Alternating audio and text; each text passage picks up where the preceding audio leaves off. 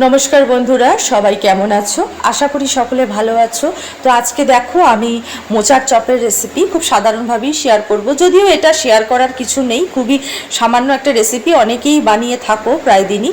তো দেখো মোচাগুলো আমি নুন হলুদ দিয়ে সেদ্ধ করে নিয়ে নুন হলুদ মাখিয়ে নিয়েছি। তো কড়াইতে তেল দিয়ে দিয়েছি। তো দেখো তেলটা আমার ধোয়া উঠে এসছে। তো এবারে আমি ধীরে ধীরে এগুলো বেসনে তোমার এপিট ওপিট করে আস্তে আস্তে ছেড়ে দেবো। আর মোচার চপের রেসিপি এই বানাতে বানাতে তোমাদের সঙ্গে কিছু কথা আজকে শেয়ার করার আছে। তো দেখো এই যে আজকে আমরা রান্না করি খাই, সবই আমাদের জিভের স্বাদ বলো বা শখ বলো, তার জন্য খাই। কিন্তু এখন দীর্ঘ আজকে 1 বছর 2 বছর হতে চললো। আজকে আমার হাজব্যান্ড উনি এক্সপায়ার করেছেন।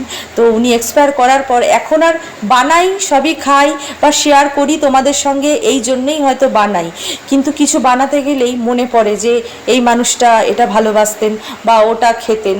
তো এখন সবই বানাই, সবই আছে ঘরে, কিন্তু বানানো খাওয়ার মতো যে ইচ্ছা মানসিকতা, বানাতে গেলে আজকে আমি বলো আর তোমরাই বলো, সর্বদা মনে হয় এটা দিই, এটা ওই মানুষটা ভালোবাসে তার জন্য বানাই।